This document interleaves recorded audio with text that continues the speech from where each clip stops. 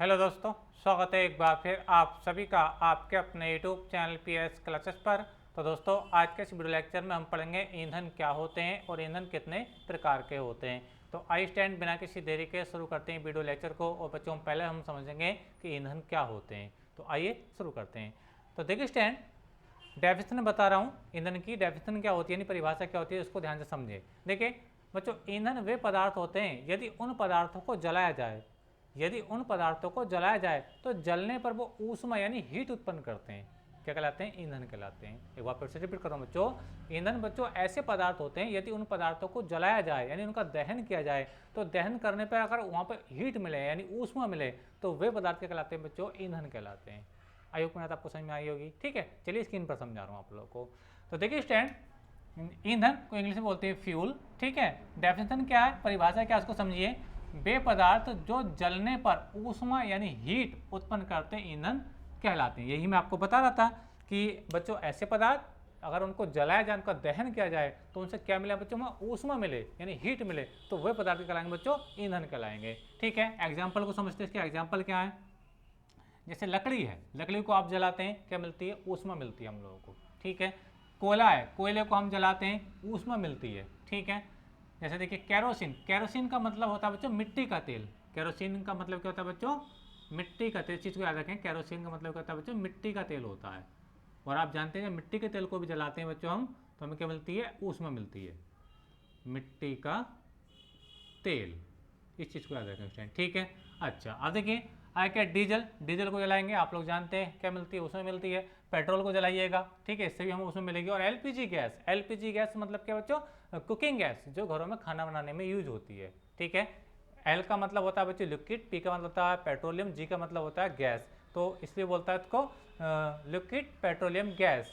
बस में आप लोग को मेरी बात ठीक है। और हिंदी में बोलते हैं बच्चों इसको तरल पेट्रोलियम गैस।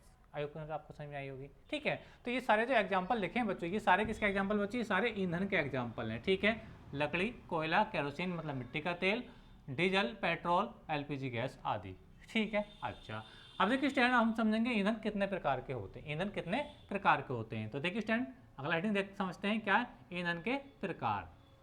ठीक है, तो बच्चों ईंधन दो प्रकार के होते हैं। बच्चों ईंधन कितने प्रकार के होते हैं बच्चों? दो प्रकार के होते हैं। पहला होता है तो प्राथमिक ईंधन, ठीक है, जिसको हम प्राकृतिक ईंधन भी कहते हैं। ठीक है, और दूसरा ईंधन होता है बच्चों आपका द्वितीयक ईंधन, जिसे हम क्या कहते हैं? निर्माणित ईंधन भी कहते हैं।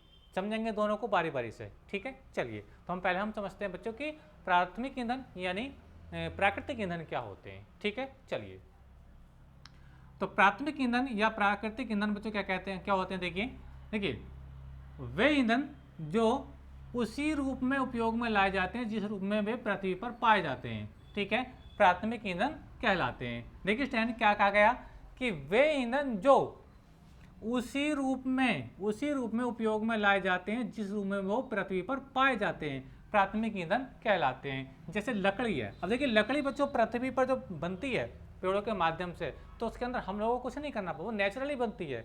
ठीक है, और हम जब उस लकड़ी को जलाने के लिए यूज करते हैं तो हम उसमें कोई स्पेशल पदार्थ उसके अंदर नहीं मिलाते। ठीक है, यानी पृथ्वी जैसा पैदा हुई है वैसे ही वो जलने के लिए भी काम में आ जाती है। समझिए आप लोगों को मेरी बात। ठीक है, तो यहाँ यही कहा गया बच्चों कि वे ईंधन जो उसी रूप में उपयोग में लाए जाते हैं जिस रूप में पृथ्वी पर पाए जाते हैं। ठीक है, समझ में आ रही है आप लोगों को मेरी बात? प्राथमिक ईंधन कहलाते हैं। जैसे लकड़ी है, कोयला है, प्राकृतिक गैस आदि, ये सब क्या बच्चों? ये आपके प्राथमिक ईंधन है यानी प्राकृतिक ईंधन है। समझ में आप लोगों को मेरी बात? तो एक बार फिर से बता रहा हूँ बच्चों, प्राथमिक ईंधन बच्चों ऐसे ईंधन होते हैं ये उसी रूप में उपयोग किए जाते हैं जिस रूप में पृथ्वी पर पाए जाते हैं। इसके लिए हमें कोई स्पेशल काम इनके साथ हमें करना नहीं पड़ता ताकि ये जलें। समझ में आप लोगों को मेरी बात? अच्छा, जबकि जो आपके जो द्वितीयक ईंधन होते हैं बच्चों, क्या होते हैं? द्वितीयक ईंधन होते हैं बच्चों, यानी सेकेंडरी ईंधन यानी निर्माणित ईंधन, इसको इंग्लिश में बोलेंगे सेकेंडरी फ्यूल और मैन्युफैक्चर्ड फ्यूल। यानी इनको हम क्या करेंगे? इनको यानी जो द्वितीयक ईंधन होते हैं बच्चों ये वाले, इनको हम प्राथमिक ईंधनों की सहायता से बनाते हैं।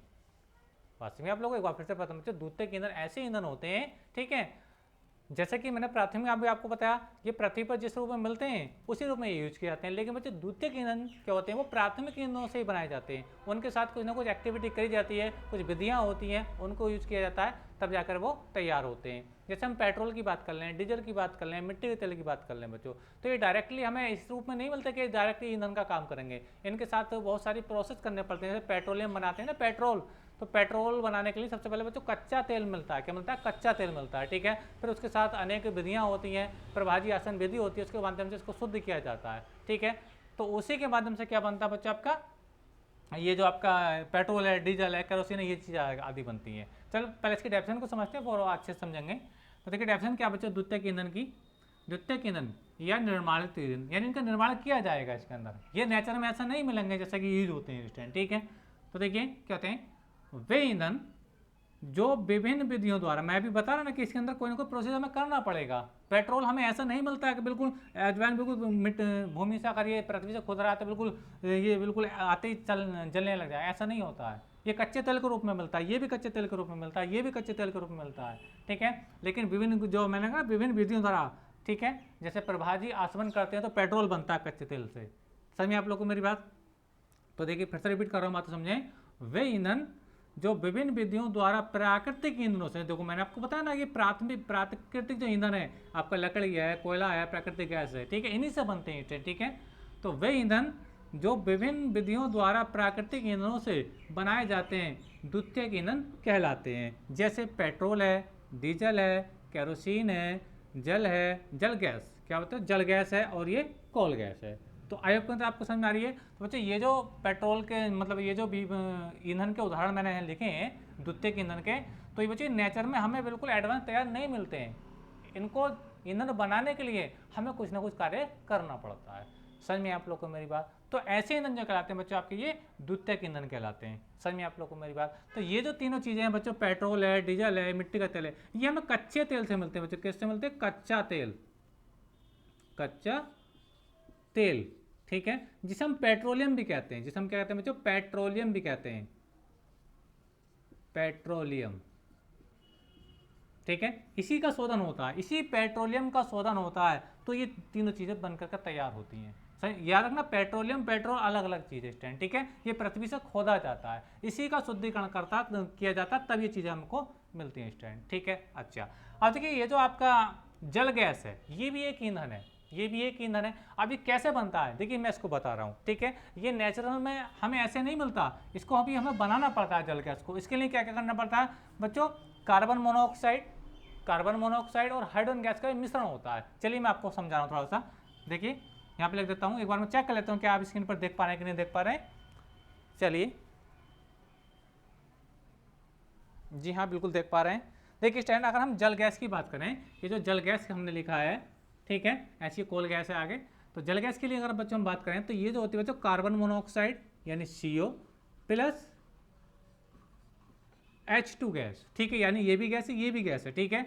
अब इसके मिश्रण को तप्त कोक